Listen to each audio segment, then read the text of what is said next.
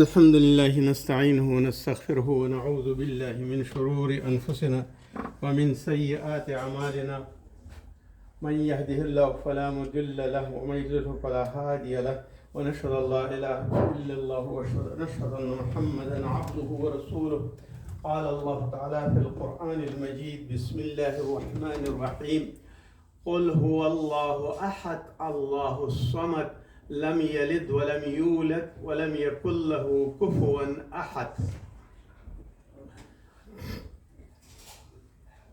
أما بعد، بسم الله الرحمن الرحيم.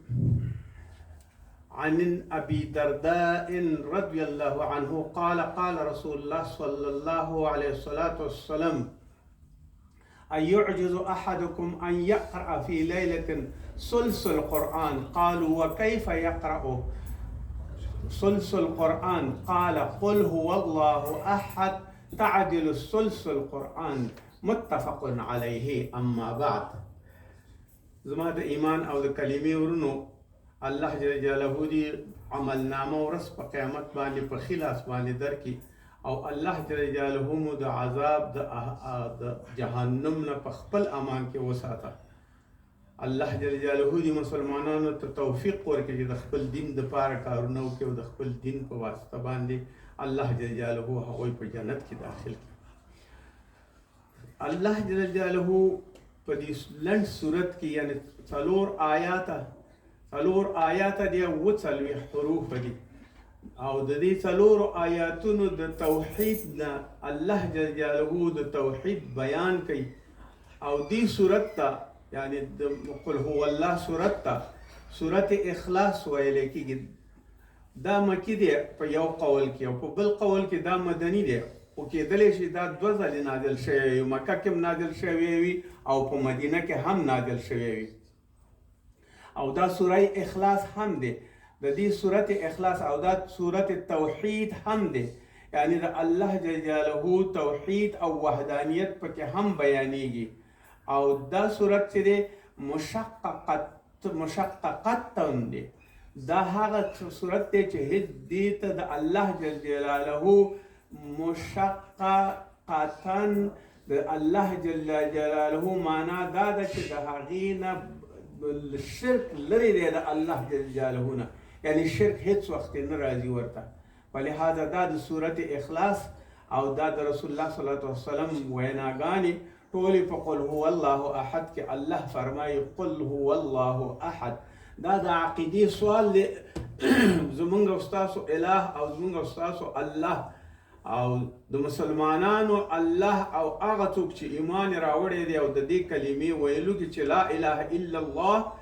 بیا وروسته د هغې نه د دې توحید برابر شو. لکه د نورو ادیانو غوندې د خپل معبود سره یا د خپل الله سره نور څه نه شریکول او خالص د الله تعالی بیان کول. قل هو الله احد، الله تعالی یو دی، نه د طریقه د عدد نه، بلکې دی یو دی، په خپل ټولو صفاتو کمالیه او موصوف دی، او د همغې له خاطره دی احد دی چې هیڅوک د صفات نه لري. او دا احد نه دی چې دی پسې یو احد او ثاني او دریم او څلورم ورپسې راشي، بلکې دا احد دی، په ټولو کلیو صفاتو موصوف دی، او حی دی، او الله دی، او رب العزت دی، او صمد دی، او الله جل جلاله رب العالمین دی، او خالق العالمین دی. الله جل جلاله فرمایي قل هو الله احد. مشرکینو با کله کله با ورته زړه کې څه راته چې محمد صلی الله علیه وسلم څه راوړي دي، او مشرکینو به دا سوال کو چې آیا ستا رب چرته دی او کوم ځای کې دی، او د خپل رب نه څه مشرکین مثلا سوال کو. المشرکین ارسلوا الى رسول الله صلی الله علیه وسلم عامر بن طفیل، مشرکینو عامر بن طفیل راولیږه او رسول الله صلی الله علیه وسلم سره خبرې کولې. بن عامر بن طفیل کله چې دی ورته راغی او د ده سره یې پوښتنه کوله، نو د دې نه پوښتنه وکړه، د رسول الله صلی الله علیه وسلم نه پوښتنه وکړه د الله په باره کې او د الله تعالی د سنتو په باره کې. تر مشرکین به څه ویل، آیا ستا الله څوک دی او ستا الله څه دی؟ نو رسول صلی الله علیه وسلم همدا کلمې ورته بیان کړي چې الله جل جلاله قل هو الله احد دا یو دی. دا د مشرکینو سوال او هغه عامر بن طفیل را لېږلی او د دې لپاره چې د رسول الله صلی الله علیه وسلم سره خبرې وکړي او کله چې دې ته په تکلم ورته وکړه ورته ویل چې اله دې څوک دی او ستا اله د کوم ځای دی او د کوم ځای نه دی. بیا هغې ورته ویل چې الله جل جلاله یو دی واحد لا شریف دی. او بیا ورته ویل که ته چېرته داسې وي چې الله جل جلاله مني په موږ باندې او د کلمه د په موږ باندې وی خو دا داسې کوو چې وقوف کلمتنا وثبت الهتنا تا خو زمونږ هغه کلمه د کوم یو چې شرک او د بتانو پرسته شو هغه دې زمونږ ترک کړه وثبت الهتنا او تا خو زمونږ الهانو ته یعنی بتانو ته دې زمونږ توهین وکړه وخالف دینک دین آبائک او تا خو مخالفت د خپل دین نه وکړه. فإن كنت كتشير تيي بديباني فقير أغناءك ويكتشير تفقير يا وغريب يا وبيسي دي فكاري من بتاتا غناء أو بيسي دركو أو تاتا بمنغا دير دولت دركو. إن كنت مجنونا أو كتشير مجنوني يا مريضي أو تكليف لري عصبي تكليف لري نو من بتا أدوياك منگا بستا دوا وکړو تا به جوړ کو او الله به دې جوړ تا به د الله یا منگا د پتانو ته به دې وسپارو هغه به دې جوړ کړ. ان كنت قد هونت امرأة او که ته هویته او که ته چېرته غواړې چې ښځه وکړې نو منگا زوجناک منگا به تا ته ازدواج وکړو او ستا دپاره به ښه ښځه وګورو چې ستا برابره وي نو د هغې سره به ستا جهاد وکړي. فقال رسول الله صلی الله علیه وسلم د دې جواب په باره کې چې د عامر بن طفیل ویل هغې ورته وقال رسول الله صلی الله علیه وسلم ورته جواب لست بفقیر زه فقیر نه یم ولا مجنون او نه زه لیونی او مجنون یم ولا هویت امرأة او نه مې کومه ښځه غواړم او نه ستاسو نه واده غواړم او نه ښځه غواړم ځکه چې ستاسو په لاس کې به څه وي او څه به نه وي. ان رسول الله زه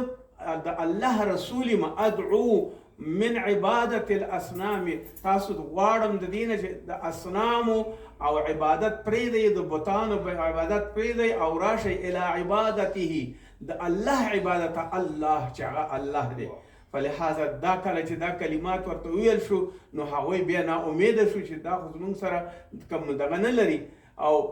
هیڅ شی نه لري. نو فلهذا د اخلاص کلمه هغه څه چې وه هغه دوی غلطه کړله. دریم اخلاص او دا اولی مکی دی او اولی مدنی دی ځکه چې الله جل جلاله کله چې مشرکینو د الله جل جلاله د دې نه سوال کو د رسول الله صلی الله علیه وسلم نه مثلا مشرکین ورته وی فقال له هذا الله خلق الخالق وی دا ستا الله چې دی دا کوم یو خالق پیدا کړی دا چا نه پیدا شوی. فمن خلق الله دا چا پیدا کړی دی. فانزل في الجواب قل هو الله احد د دې جواب الله جل جلاله دا صورت نازل ک چې قل هو الله احد الله تعالی یو دی الله الصمد او هغه صمد دی لم یلد ولم یولد ولم یکن له کفوا احد هیڅوک د دین نه دی پیدا شوی او د چا نه دی پیدا شوی. دا د مشرکینو په سوال کې الله جل جلاله دته دا صورت نازل ک او الله جل جلاله دوی په دې باندې پوه کړ چې الله یو دی واحد لا شریک دی د هیچا غوندې نه دی نه د چا کولی شي او نه څوک نه د ده نه څوک زیږېدلی او نه دا د چا نه زیږېدلی دی. او الله جل جلاله په خپل قرآن عظیم الشان کې د دې صورت دومره لوی ستاینه کړې ده. کوم حدیث چې ما ورسته چې عن ابي درداء رضی الله عنه قال رسول الله صلی الله علیه وسلم ابي درداء رضی الله عنه وی ايعجز احدكم ان يقرأ في ليله ثلث القرآن ایا ستاسو دومره عاجز یې چې په د شپې ولولئ دریمه برخه د قرآن یعنی دریمه برخه د قرآن چې شی دی. قالو دوی پوښتنه وکړه وکیف یقرأ ثلث القرآن په یوه شپه کې یا د شپې مونږ چې کله استراحت کوو څنګه ثلث القرآن یا دریمه برخه د قرآن ولولو. قال رسول الله صلی الله علیه وسلم ورته قل هو الله احد دا صورت وای قل هو الله احد الله جل جلاله یو دی او واحد دی لا شریک دی تعدل ثلث القرآن دا مطابق درېمې برخې د قرآن نه دی. معنا دا ده که یو سړی د شپې درې ځلې قرآن ووایي نو قل هو الله احد او بیا قل هو الله احد او بیا قل هو الله احد. معنا دا ده چې دی غل د قرآن ثواب وګټه او قرآن اخلاص کړه. متفق علیه دا حدیث متفق علیه دی او د الله جل جلاله د خوانه دا د دې صفت بیان شوی دی چې دغه قرآن درېمه برخه ده دا قل هو الله احد الله الصمد. او همداسې د الله جل جلاله په ټولو شیانو کې الله توحید پکار دی. که په چېرته سړی خپل ژوند کوي هم باید توحید باندې اوسیږي، که چېرته خپله معامله کوي هم باید په توحید باندې اوسیږي، او که چېرته خپل کوم یو نور کارونه کوي هم باید په توحید باندې اوسیږي، که نکاح کوي هم باید په توحید باندې اوسیږي، که معاملات کوي هم باید په توحید باندې اوسیږي. ځکه چې رسول الله صلی الله علیه وسلم وایي چې دا د قرآن هغه صورت دی چې دی کې ضد د شرک دی، یعنی د شرک په مقابل کې دا نازل شوی دی کوم چې بتان پرستش کول. صورت اخلاص د پاره ابی بن کعب سوال روایت کوي ان مشرکین قال للنبي صلی الله علیه وسلم مشرکان نبی صلی الله علیه وسلم ته وویل یا محمد انسب لنا ربک، ته د خپل رب مونږ ته راوپېژنه چې د چا ولد دی، د چا لمسی دی، د چا نه پیدا شوی دی، څنګه راغلی. انسب لنا ربک، د خپل رب نسب مونږ ته وښیه. فانزل الله تعالی الله د دې په بدل کې دا نازل کړ چې ورته ووایه ای محمد صلی قل هو الله احد الله الصمد لم یلد ولم یولد ولم یکن له کفوا احد. و الله تعالی واحد لا شریک دی. الله الصمد چاته احتیاج نه دی، ټول عمر دته خلق احتیاج دا چانه نه دی احتیاج او نه د چا سره کم کړ. لم یلد نه د نه څوک زیږېدلی، ولم یولد او نه د څوک زیږولی دی، ولم یکن له کفوا او د دې هیڅ سیال نشته دی، احد هیڅوک په دنیا کې نشته دی ورته. نو فلهذا دا د مشرکینو سره جواب. رواه الترمذي و ابن کثیر. عن جابر رضی الله عنه اغه روایت کوي ان اعرابيا جاء الى النبي صلی الله علیه وسلم، یو اعرابي باندچی اغراغه او یو امي سړی راغه الى النبي صلی الله علیه وسلم نبی صلی الله علیه وسلم ته فقال انسب لنا ربک، مونږ ته د خپل رب نسب خو چې د چا زوی دی، د کوم ځای دی او کوم قوم دی او کوم یو نسب دی. انسب لنا ربک، د رب نسب دی مونږ ته وښایه، کیش مونږ ته وښایه. فانزل الله عز وجل الله جل جلاله دا صورت نازل کړ قل هو الله احد الله الصمد لم یلد ولم یولد ولم یکن له کفوا احد. دا صورت ورته د هغې په جواب کې اعرابي کې نازل شو. عن ابن عباس رضی الله عنه روایت قال قدم وفد النجران، د نجران د ملک یو وفد راغی، د هغې ځای نه راغی. فقالو هغوی ټول دا سوال وکړ رسول الله صلی الله علیه وسلم صف لنا ربک، صفت د الله دې راته ووایه چې الله دې څوک دی، کم رنګ کم دی. صف ربک الله دې راته وښیه. من زبرجد، آیا د زبردجو نه دی، یعنی د خوږ غمیانو نه دی او د خوږ معدني کاڼو نه دی، او یاقوت او یا د یاقوت نه دی، او من الذهب او که د طلا او د ګولډن نه دی، او فدتن او یا د سپینو زرو نه دی، یا د سپینو زرو نه دی. فقال ربي، او فرمایل ورته رسول الله صلی الله علیه وسلم ربي ليس من شيء، الله زما د نه زبردجو نه دی، نه د یاقوتو نه دی، نه د ذهبو نه دی او نه د فدې نه دی. ربي ليس من شيء دیش انه خالق، بلکې هغه خالق دی، الاشیاء د ټولو شیانو خالق او مالک دی. فنزلت قل هو الله احد، د دې په جواب کې د اجران د وفد مقابل کې دا نازل شو چې قل هو الله احد، ورته ووایي چې الله جل جلاله یو دی او واحد لا شریک دی، او د الله تعالی نه بل څوک بهتر او خطر هیڅوک نشي کېدلی او نه به پیدا شي. ځکه چې ځینې مشرکینو بتان پرستش کول، یهودان او نصارا د عیسی علیه السلام او د مریم بیبي بتان او د هغې بتان پرستش کول، او د مکې معظمې خلکو بتونه د مکې معظمې په کوټه کې ودرولي، یعنی اصنام او صنم او د هغې بوتانو عبادت به کوو. همداسې په هر ځای کې به چې تلې د بوتانو کوټه به وه. همداسې ځینې مجوسیان او ځینې خلک چې وو هغې ستاره پرستانو، یعنې د اسمان ستوري به یې پرستش کول. ځینې د شمس او د لمر پرستش کو، ځینو بیا د سپوږمۍ پرستش کو، او ځینو به بیا د نورو شیانو چې کوم یو به خوښ شو د هغې پرستش پې کو. هندوانو او سکانو حتی د مار پورې، د سانپ یا د مار پورې چې ماران پاک دي او هغې ته به عبادتونه کول. همدارنګې ځینې حیواناتو ته به عبادتونه کول. او بیا دریابونه مثلا ګنګا او جمنا به مقدس ګڼل، د هغوی دپاره بیا هر څه کول.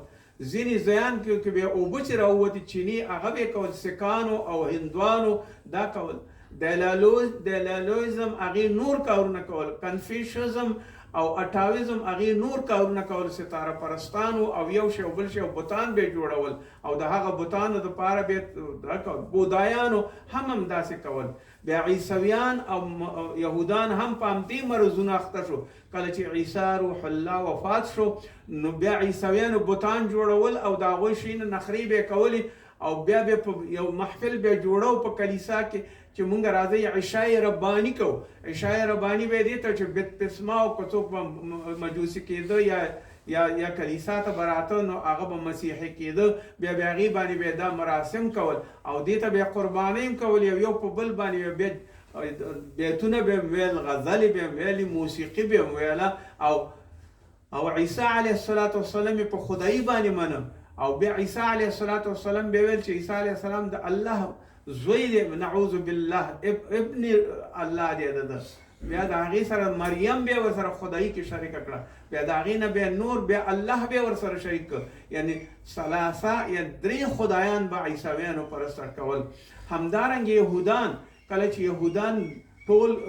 موسی علیه السلام ټول هر څه تورات یې ونه منه، هغه یې واخیسته لرې که د خپلو منځونو نه لرې شو. تورات یې لرې شو، په ځان یې په خپله توراتونه جوړ کړه او په هغې کې د بت پرستۍ او د انسان پرستۍ او د یو بل نور رسوم و شیان ګډ کړه. فلهذا الله جل جلاله دا صورت د توحید دپاره نازل کړی دی او د دې نه بهترین توحید صورت نشته دی. هر څوک چې پې عمل وکړي، حتی تر دې پورې چې د قل هو الله احد، رسول الله صلی الله علیه وسلم په تهجد کې سبح اسم ربک الاعلی یو صورت به ویو. بیا دویم رکعت کې به تهجد او وتر واجبو کې بیا دویم صورت به قل یا ایها الکافرون ویو. بیا دریم صورت به قل هو الله احد ویو. بیا بعد هغې نه به دعا کوله، اللهم انی نستعینک ونستغفرک، نور دعاګانې به یې کولې. یعنې د رسول الله صلی الله علیه وسلم عادت مبارک دا او سنت یې دا چې په وتر واجبو کې به سبح اسم ربک الاعلی او قل یا الکافرون او قل هو الله احد دا صورت به ویو. او بیا به چې رسول الله صلی الله علیه وسلم بعد د مانځه نه فرض مونځ به چې وشو نو رسول صلی الله علیه وسلم به قل هو الله احد الله الصمد ویو. او رسول صلی الله علیه وسلم به چې کله خپل مضجع او بستر ته لاړ او په بستره کې بیا خوب کو نو هغې به بیا قل اعوذ برب الفلق، قل اعوذ برب الناس او قل هو الله احد ویو. او بیا خپل لاسونو باندې چوف کو او تر اخیره پورې بیا کوم ځای پورې به چې لاسونه رسېده هغه به پې مسح کول چې دا صورتونه سم. حتی عایشه رضی الله عنها روایت کوي کله چې رسول الله صلی الله علیه وسلم د مرض فوت کېو او نور بیا حرکت نشو کولی نو دا صورتونه یې به وویل او وایي ما په وجود باندې لاسونه راښکوده نو بیا ډېر زیات خوشحاله شو، ځکه چې دا صورتونه د رد بلا ده او د الله تعالی توحید پکې پروت دی او د مرضونو نه لرې کېدل دي. د دې ټول صورتونو معنا دا ده چې الله جل جلاله او د هغه رسول په دغه لار باندې روان شوی. نو هر مسلمان ته باید پکار دي چې دا ووایي په تهجدو کې قل هو الله احد، په وتر واجبو کې قل هو الله احد. او یو کله کله داسې هم کېدل شي چې څوک به همیش دپاره بیا قل هو الله احد ویو. نو د قل هو الله احد نه معنا دا ده چې قل هو الله دا د توحید آیات دی. الله جل جلاله د توحید آیاتونه ضرور دا ټول شیونه ویلي او د الله تعالی شرک لرې کېدلي او صفا کېده د عقیدې دي. نو قل هو الله احد د اخلاص صورت دی، د توحید صورت دی، د اساس صورت دی او د ترک د شرک صورت دی ټول خلکو چې کله دا صورت وایي نو دا صورت یو بهترین صورت دی ټول خلک ویلی شي. د دې صورت په باره کې ډېر زیات تفصیلات ذکر شوي دي، مفسرینو پکې ډېرې زیاتې خبرې کړي دي او ډېر زیات د عبادت دپاره ډېر زیات مهم ګڼلی چې په هر ځای کې چې کوم ځای کې قل هو الله ویلی کېږي نو په هغې ځای کې باید چې دا ټول دا صورت وویل شي. مثلا یو صحابي کله چې دی غزا ته تللی نو دا د وفد مشر او دی چې کله هلته مانځه ته به ودرېده هر صورت بیا چې ویو ورپسې بیا په دې صورت پسې بیا ویلې قل هو الله احد الله الصمد قل هو الله الصمد. دا صورت به خامخا په هر رکعت کې ویو. نو بیا رسول الله صلی الله علیه وسلم نه کله چې وفد راغی نو پوښتنه یې ترې وکړه چې تاسو وفد چې راغی هغه ورنه ویل یا رسول الله صلی الله علیه وسلم کوم یو چې زمونږ دا مشر او دی زمونږ سره هلته تللی نو دی به په هر یو کې قل هو الله ویله د دې صورت. نو دا داسې قال ان رجلا و یو سړی یا رسول الله صلی الله علیه وسلم انني احب هذه السوره موږ دا صورت دوست ګڼو قل هو الله احد قل هو الله قال ان اياها ممدغه صورت به ادخلك الجنه دا به تا جنت ته داخل کی. رواه البخاري و ترمذي. یعنی دې چې د مانځه کې هم مانځه کې به هر صورت پسې به قل هو الله احد ویو. نو د قل هو الله احد لوستل دا بهترین کار دی د ضد د شرک دی. الله جل جلاله دې موږ او تاسو ته ټولو ته د دې توفیق راکړي چې همیشه دپاره قل هو الله وویو. ځکه چې زموږ او د کفارو فرق دا دی هغوی مشرکان دي د الله سره نور شرکونه پیدا کوي او موږ او تاسو توحید پرسته یو وحدت پرسته یو او دا صورت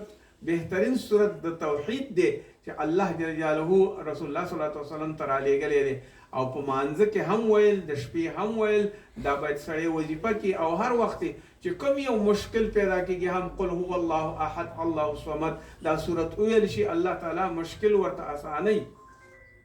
عن ابي ذر رضي الله عنه قال قال رسول الله صلى الله عليه وسلم افضل الاعمال بهترین اعمال کم یو دي الحب في الله. نقول هو الله واذا حب د الله دی والبغض في الله او بغض کول او کینه کول د الله د پاره او چې څوک د قل هو الله مخالف فی هغه مشرک دی او د هغې سره باید بغض وشي کینه ور سره وشي نه دا چې باید. دلته د دې عبادت دا دی چې د عبادت کول ضروری خبره ده. موږ او تاسو په دې باندې اولین شی چې موږ ته ویل شوی دی هغه عبادت دی. مثلا د مثال په طور یو بنده ته عبد ویلی کېږي زه عبد یم او کوم یو فعل چې زه کوم عبادت دی او کوم چاته چې کوم هغه معبود دی. فلهذا د عبد او د معبود ترمنځ رابطه چې شی دی عبادت دی. او د دې عبادت څه معنا دا دی چې عبد مسلمان دی الله جل جلاله واحد لا شریک دی او معبود او عبادت کوم یو چې امر کړی دی د عبادت دپاره د هغوی باید ضروري دا کار وشي چې مونځ او هر څه چې کوي د عبادت په طریقه. نو ته به د الله سره ارتباط هله جوړ کړي چې عبد شي او بنده شي او په الله ایمان راوړي او دویم به ته الله سره هر تعارف جوړ کړي رابطه به ورسره وکړي چې ته عبادت وکړي او کله دې چې ته عبادت یې وکړه نو ته به بیا هغه خپل معبود سره یا د الله سره چې قل هو الله احد دی او شریک نه لري د هغه سره د رابطه وکړله نو تا به عبادت په ځای باندې راوړی دی. اوس د دې نه دا چې د ټولو شیانو د عبادت کول بهترین شی دی مګر عبادت په څه معنا کاغی کې چې خالص د الله توحید وي نه دا چې بتان وي ورکې نه دا چې اصنام وي ورکې نه دا چې نورو خلکو پسې کېږي نه دا چې زیارتونه وي ورکې نه دا چې مقبرې وي ورکې نه دا چې نور هغه شیونه درته مقدس وي چې هغې اصلا هغه سرماور شیونه دي او هغې ته عبادت کې یوازې د یو خدای عبادت کول دا د مذهب تکمیل دی او اصلاح ده او په دې لړ کې ټول محمدي کارونه یا لومړنۍ کارنامې د دنیا د عبادت خانو څخه د ټولو باطلو معبودانو لرې کول او غورځول دي او د باطلو معبودانو یا د عبادت او د پرستش محو کول دي او د هغه یوازې په مخ کې د خدای په مخ کې د انسان ودرېږي او سر دې ورته ټیټ کړي نه دا چې د نورو معبودانو په باره کې ودرېږي او الحب فی الله والبغض فی الله دا هغه سرچشمه د رسول صلی الله علیه وسلم فرمایلی دي چې د دین اوچت بل امتیاز نشته لري چې ته به محبت هم د الله د پاره کې او بغض هم د الله د پاره کې او الله فرمایي بسم الله الرحمن الرحیم كل من فی السماوات والارض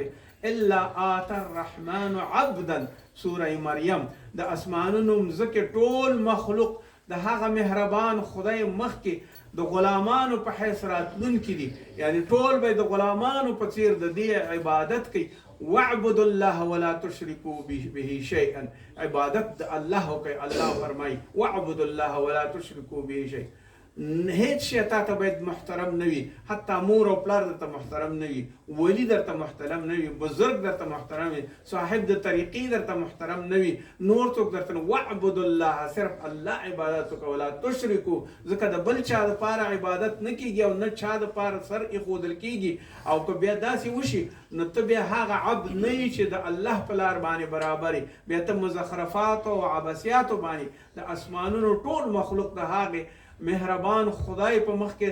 د غلامانو په حیث راتلونکي دي یعنی زه او ته ټول غلامان یو د الله جل جلاله د الله تعالی بندگان یو بنده معنا دا ده چې یو غلام وي د هغې په ولکه کې وي د هغې په ملکیت کې وي نو بې د خدای څخه په اسمان کې او په ځمکه کې او د اسمان د پاسه او د ځمکې لاندې کوم یو تاسو چې ګورئ هر راز شی چې شته دی او یو په هغې باندې هغه مستحق د عبادت نه دی بلکې انسان په مخ کې باید سجده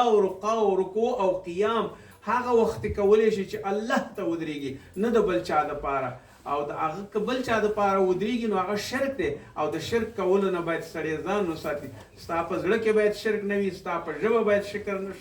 نه وي ستا په اعمالو کې باید شرک نه وي باید ستا په اقوالو کې شرک نه وي ځکه ته به بیا هغه وخت مسلمان شي الله فرمایي بسم الله الرحمن الرحیم ان الصلاتي منځ چې دی زما ان الصلاه په تحقیق سره منځ بېشکه ونسکي او قرباني کول زما دپاره ومحیای او ژوند کول زما دپاره ومماتي لله او زما ممات او مرګ لله د الله دپاره دی رب العالمین کوم دپاره هغه چې رب العالمین دی هم د آخرت او هم د دنیا او هم د بېشکه زما ټول منځ او نافرمانی زما ژوند او زما مرګ ټول د هغه پروردگار په لاس کې دی چې هغه د دې ټول دنیا او کائناتو الخالق دی کافران د بتانو او باطلانو معبودانو ستورو او نورو مخلوقاتو عبادت کوي هر ډول عبادت نه باید منع شي او د هغې دلیل هیڅ نشته دی چې د هغې دپاره دلیل کوي او یا پرستش کوي د یو بل شي صرف دومره به کوي چې باید صرف د الله دپاره ځکه الله فرمایي قل یا ایها الکافرون لا اعبد ما تعبدون هغه شیان چې ووایي ورته دې کافرانو ته چې ای خلکو چې تاسو کوم شی عبادت کوئ ما تعبدون موږ هغه نه عبادت کوو ولا انتم عابدون او تاسو زمونږ خدای نه پرستش کوئ ما اعبد او موږ هم نه پرستش کوو ځکه چې زه انا عابد ما عبدتم هغه چې شی چې زه پرستش کوم هغه تاسو نه کوئ فلهذا ستاسو لار بیله ده زموږ لاره بیله ده دا د شرک نه لرې کېدل دي عن معاذ رضی الله عنه قال كنت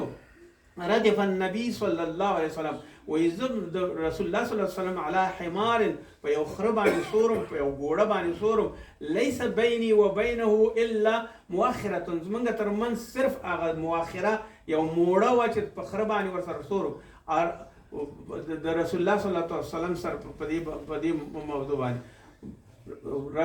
رجل فقال يا معاذ هل تدري ما حق على عباده وما حق العباد على الله وپختنه وشوه د رسول الله صلی الله علیه وسلم چې معاذ رضی الله عنه فرمایي چې آیا ته پوهېږې چې حق الله د څه شی دی معاذ رضی الله عنه ته وایي حق د الله څه شی دی على عباده په عبادات په بنده او عبد باندې وما حق العباد على الله او بیا د عبادو او د مخلوق حق څه شی دی على الله په الله باندې قلت الله ورسوله یو زه نه پوهېږم بلکې الله د هغه رسول پوهېږي چې د الله حق څه دی په بندګانو باندې او د بندګانو حق څه دی په الله باندې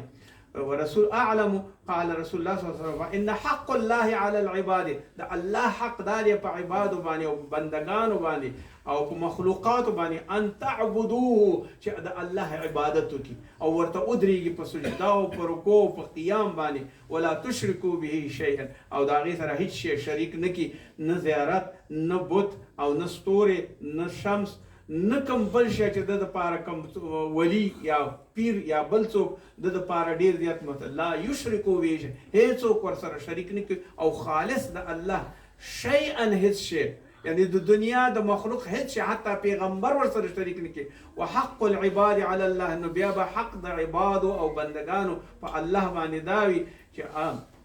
هغه بیا هغه څوک چې عبادت کوي ومن لا یشرک او به شرک نه دی کړي به شیئا فقلت یا رسول الله صلی الله علیه وسلم افلا او اسر نو بیا به هغې ته جنت ورکول کیږي او جنت ته به بیا معاذ رضی الله عنه وایي چې دا زیری دی خلکو ته ورنکم چې ابشروا به الناس آیا خلکو ته دا زیری ورنکې قال لا تبشرهم زیری مور که فیتوکلوا بیا به صرف امدا به وایي چې مونږ په خدای باندې توکل کړی دی او مونږ نور کارونه او عملونه نه کوو فلهذا خلک به بیا غنیان شي نور عمل به نه کوي فلهذا بل چاته مه وایه خو حق د الله ادا کوي او حق د الله هغه دی چې عبادت یې وکړي او شرک ورسره رانه وړي نو بیا به خلک په دې باندې توکل کوي متفق علیه دا متفق علیه حدیث دی او الله جل جلاله په دې باندې پوهیږي چې الله دی باندې پوهیږي چې ما ته څوک عبادت کوي د هغې په زړه باندې واقف دی د هغې په ټولو شیانو باندې واقف دی فلهذا الله جل جلاله واحد لا شریک دی او موږ ته الله توفیق راکړي چې د الله د امر سره قل هو الله احد الله الصمد لم یلد ولم یولد ولم یکن له کفوا احد په دې عبادت باندې ټینګ وسیږو او دې عبادت سره آخرت ته لاړ شو په دنیا کې هم په دې عبادت باندې ژوند وکړو موږ عبد یو احتیاج یو بندگان یو د الله جل جلاله احسان په موږ باندې دی الله دې موږ ته هدایت وکړي ربنا آتنا في الدنيا حسنة وفي الآخرة حسنة وقنا عذاب النار وصلى الله تعالى خير